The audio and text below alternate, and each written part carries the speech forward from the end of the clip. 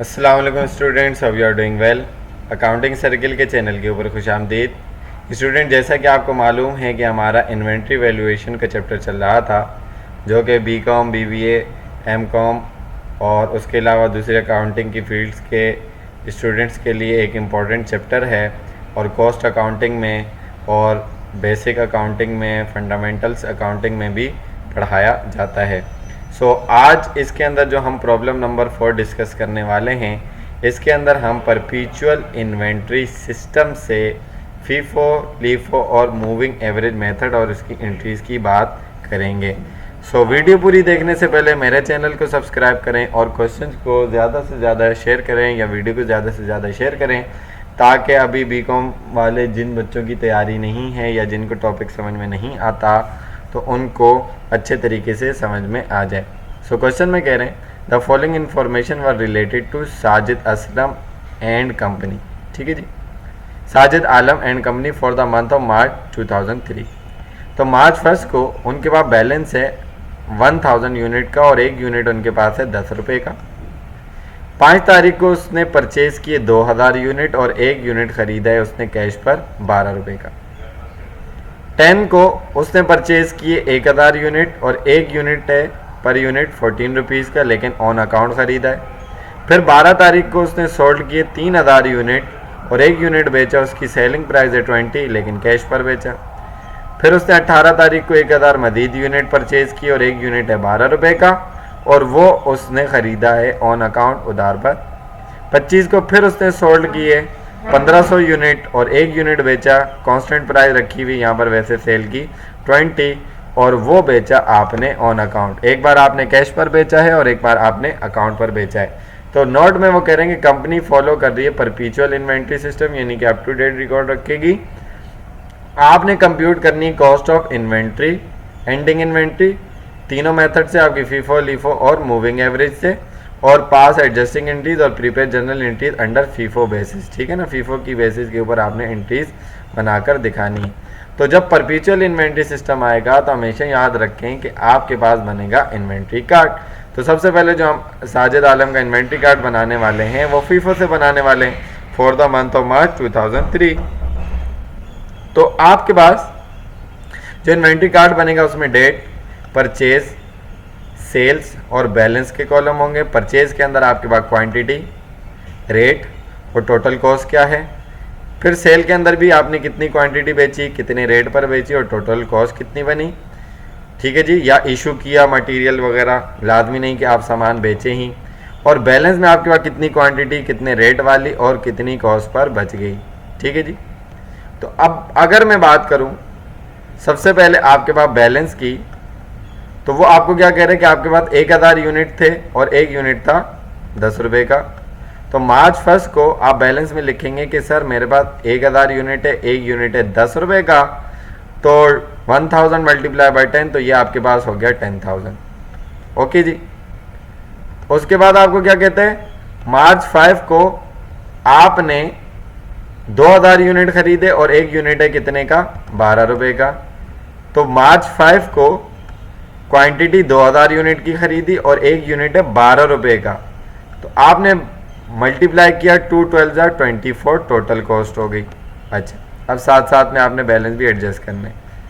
Again आपका 10,000 जो total cost थी और उस पर यूनिट 10 था और क्वांटिटी 1000 थी, उसको आपने दोबारा कॉपी किया और एडिशनल यूनिट आपके जो इस बार 5 तारीख को परचेज की 2000, 12 रुपये वाले, टोटल 24,000। यानी कि मैं यूँ कहूँगा कि अभी आपके पास टोटल 3000 यूनिट मौजूद हैं। एक वो हैं जो पहले बैलेंस के थे और पर यूनिट उसका 10 रुपये था, और जो नए खरीदे हैं वो आपके पास 12 रुपये वाला एक यूनिट मौजूद है। ठीक है जी, तो इस बात को ज़रा थोड़ा सा ध्यान से देखिएगा। 5 तारीख के बाद उसने आपसे ये बात कही है कि आपने 10 तारीख को दोबारा परचेज किए 1000 यूनिट और अब की बार जो यूनिट ख़रीदा है वो आपने 14 रुपीज़ का जो है वो ख़रीदा है। तो 10 को 1000 यूनिट और एक यूनिट 14 रुपीज़ का मल्टीप्लाई किया तो 14,000 का आपने परचेज के टोटल कॉस्ट। अब आपने बैलेंस में इसको अपडेट करना है कि पहले आपके 1000 यूनिट, एक यूनिट कितने का था, 10 वाला, टोटल कितनी कॉस्ट हो गई सर 10,000। उसके बाद आपने जो 5 तारीख को खरीदे थे 2000 और एक यूनिट 12 रुपए का, टोटल कॉस्ट आपने कॉपी की 24,000। और 10 तारीख को जो अब आपने खरीदे 1000 यूनिट 14 वाला, और ये टोटल हो गया 14,000। ठीक है ना, ये आप साथ साथ डेट टू डेट अपडेट करते जा रहे हैं। ठीक है जी। उसके बाद 10 तारीख के बाद आपने क्या किया, 12 तारीख को आपने सोल्ड किए 3000 यूनिट। अब यहां पर बहुत बहुत बहुत ज्यादा अच्छे तरीके से आप समझिएगा, मैं इसका कलर चेंज कर देता हूं ताकि आपको डिफरेंस नजर आए। आपने 3000 यूनिट बेचे हैं और एक यूनिट बेचा है 20,000 रुपए का, और आप सबसे पहले कर रहे हैं FIFO, first in first out, कि जो पहले आपकी इन्वेंट्री मौजूद होगी आप उसी में से सोल्ड आउट करेंगे। तो 3000 यूनिट आपके हैं, तो इसका मतलब क्या हुआ कि आपके पास जो पहले यूनिट थे 1000, 10 वाले वो जाएंगे। तो यहां पर सेलिंग प्राइस नहीं आएगी, क्योंकि यहां पर क्या आएगा कि आप क्वांटिटी कितने वाली बेच रहे हैं, तो कॉस्ट आप यहां पर कंप्यूट कर रहे हैं। तो 12 तारीख को जो आपने सामान बेचा उसमें से 1000 यूनिट कौन से वाले जाएंगे, जो पहले वाले थे, क्योंकि आप फीफो की बेस के ऊपर काम कर रहे हैं। तो 1000 यूनिट जो 10 वाले थे, टोटल कॉस्ट बन गई 10,000, लेकिन टोटल तो 3 बेचे। तो 3000 में से यहाँ मैं साइड में वर्किंग बता देता हूँ, 1000 आपने वो 10 वाले बेचे हैं, तो बाकी 2000 यूनिट मजीद बच गए। तो आपने जो 5 तारीख को 2000 यूनिट खरीदे थे 12 वाले, अब आपने उनको बेचा, तो 1 और 2 ये कितने बन गए, टोटल 3। तो ये टोटल कॉस्ट कितनी हो गई 14। तो इसका मतलब क्या हुआ, ये 10 वाले 1000 यूनिट और 12 वाले 2000 यूनिट पूरे बिक गए। तो बैलेंस में आपके पास ये 1000 यूनिट जो 14 वाले थे वो बच गए 14,000 रुपीज के। उसके बाद वो आपको आगे क्या बात बोल रहा है कि आपके पास 18 मार्च को परचेजेस हो रही हैं 1000 यूनिट की, 1000 यूनिट खरीद रहे हैं और एक यूनिट आपका 12 रुपए का खरीदा जा रहा है। ठीक है जी। तो 18 को अगर आप खरीद रहे हैं 1000 यूनिट और एक यूनिट है 12 का, तो मल्टीप्लाई किया 12,000। अब इन्वेंट्री को अपडेट करते हैं, तो पिछले 1000 यूनिट 14 वाले जो कि टोटल 14,000 बन गया, और 1000 यूनिट मार्च 18 वाले जो कि एक यूनिट कितने का था 12 का, और टोटल बन गया 12,000 रुपीज। ठीक है जी। उसके बाद आपको लास्ट के अंदर मार्च 25 में क्या कहता है कि आपने क्या किया है, 25 मार्च को सोल्ड किए हैं 1500 यूनिट और एक यूनिट बेचा है 20 रुपए का। तो 1500 यूनिट जब आप बेच रहे हैं तो फीफो कर रहे हैं, फीफो में आप क्या करेंगे 1500 यूनिट बेच रहे हैं। ठीक है जी, ये याद रखें, ये 1500 यूनिट बेच रहे हैं। तो 1000 आपने पहले वाले निकाले, जब 1000 पहले वाले निकाले तो बाकी बच गए 5, एक इधर निकाला तो बाकी तो 5 बच गए ना। तो बाकी के 500 यूनिट आप 12 रुपए वाले ऐसे लेंगे। तो यहाँ देखें कि 1000 14 वाले पूरे और 512 वाले पूरे आपने परचेज किए। तो एंडिंग इन्वेंट्री के अंदर आपके पास कितना बच गया बैलेंस में 500 यूनिट, जो कि अभी आपने 18 तारीख को 12 रुपए पर यूनिट खरीदा था, जिसकी टोटल अमाउंट आप कितनी बन गई 5,12,6,000 रुपीज़। ठीक है जी। सो अब इसको आप टोटल कर लेंगे। टोटल यूनिट आपने 4000 परचेज किए, उसकी कॉस्ट आपकी 50,000 बनी। टोटल यूनिट आपने 4500 बेचे, जिसकी टोटल कॉस्ट 54,000 बनी। और यहाँ पर आपके पास एंडिंग इन्वेंट्री में 500 यूनिट 12 वाला और टोटल कॉस्ट 6,000 रुपये बन गई। सो ये हमारा फीफो था। अब हम चलेंगे इसके दूसरे पार्ट की तरफ, यानी कि लीफो के अंदर आपके पास किस तरीके से इन चीज़ों की ट्रीटमेंट होगी। लीफो माना लास्ट इन फर्स्ट आउट, जो बाद में आया वो पहले आपने सोल्ड करना है या इशू करना है। तो उसके इन्वेंट्री कार्ड में भी सबसे पहले साजिद आलम इन्वेंट्री कार्ड लीफो for the month of March 2003 आपके पास आएगा। और आपने क्या करना है, देखें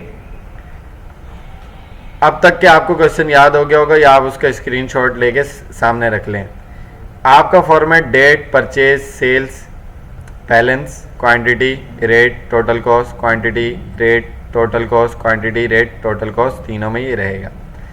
मार्च 1 को आपके पास बैलेंस कितना था, सर मेरे पास 1000 यूनिट का, एक यूनिट कितने का था 10 रुपये का, टोटल 10,000 की कॉस्ट आ गई।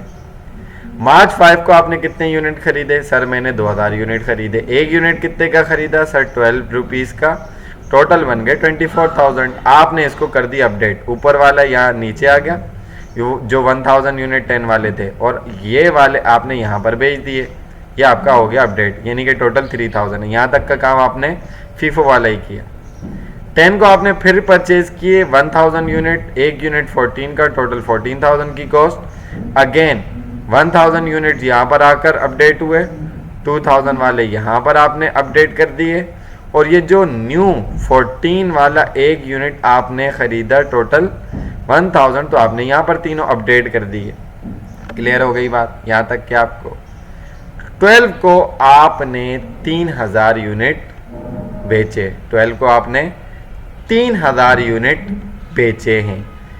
फीफो में क्या किया था, आपने ऊपर से इन्वेंट्री उठाई थी। लीफो में लास्ट एंड जो बाद में खरीदा वहां से इन्वेंट्री आप उठाएंगे। तो 3000 यूनिट अब जब आप ले रहे हैं तो लास्ट एंड 3 में से 1000 तो आपकी इन्वेंट्री यहाँ से उठ गई, यानी कि 14 वाले 1000 यूनिट टोटल 14,000 के ये आपने यहाँ पर लिख लिया। बाकी बचे 3 में से 2000 यूनिट, तो यहाँ पर दरमियान वाले में कितने 2000 यूनिट, तो 2000 यूनिट आपने उठाए, एक यूनिट 12 का और टोटल 24। जबकि फीफो में क्या था कि आपने ऊपर से पहले 1000 ये और 2000 ये वाले उठाए। यहाँ पर भी ये 1000 ये 2000 ये, लेकिन इनकी कॉस्ट में फ़र्क है कि उसमें जो आपने 1000 यूनिट उठाए वो 10 वाला एक था, यहाँ 14 वाला एक है।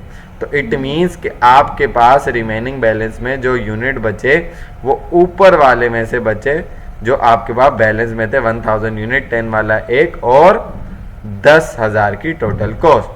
18 को आपने 1000 यूनिट मजीद परचेज किए, एक यूनिट 12 रुपये का, टोटल 12,000 हो गया।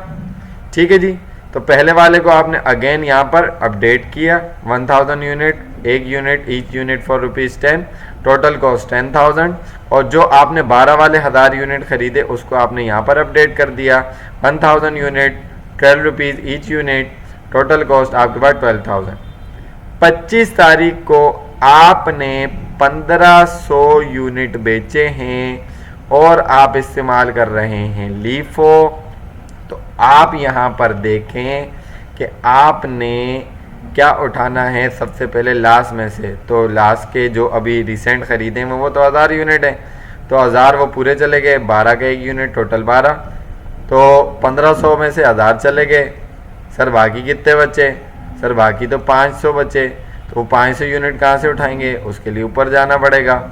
ऊपर हमारे पास बैलेंस वाले कितने यूनिट थे, 1000 यूनिट थे, 10 वाले एक था, तो उसमें से 500 यूनिट आप निकालोगे, जो कि यहाँ लिखोगे 500, ठीक है जी, और 10 वाला एक टोटल बन गया 5000। तो इट मीन्स कि ये 1012 वाला तो पूरा सोल्ड हो गया।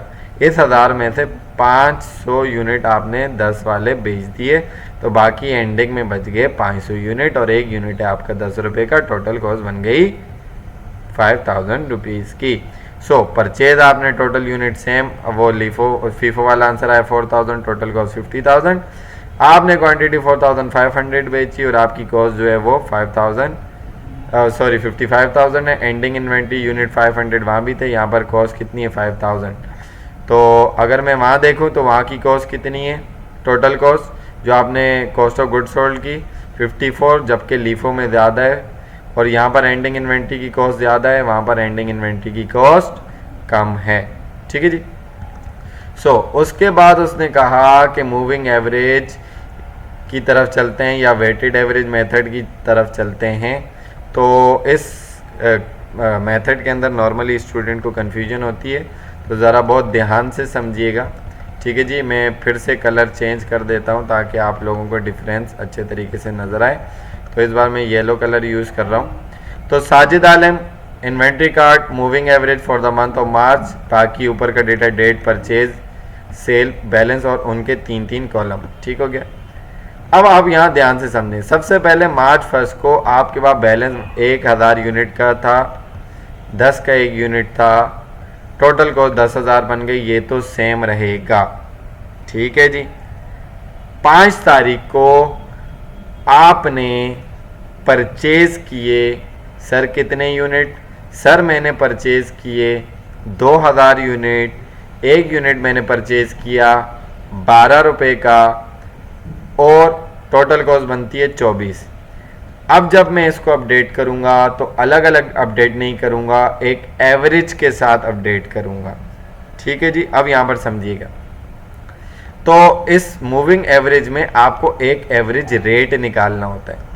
ये एवरेज रेट आपके पास किस तरीके से फाइंड आउट होगा कि रेट, ठीक है, यहाँ मैं शॉर्ट फॉर्म में लिख रहा हूँ, rate total cost divided by total आपके पास यूनिट्स कितने हैं।